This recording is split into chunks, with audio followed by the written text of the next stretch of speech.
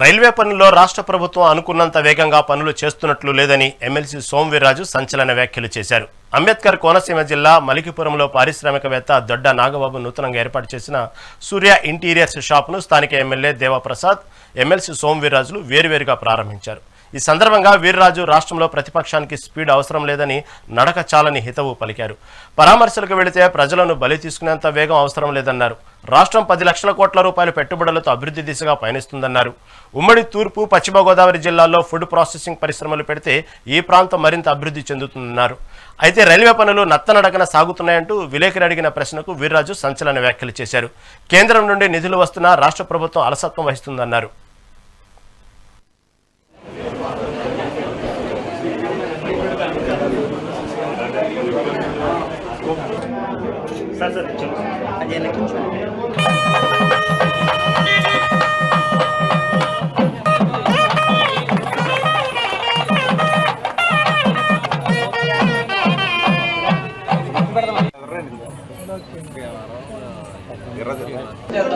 అమెరికాలో షాప్ ఉందండి.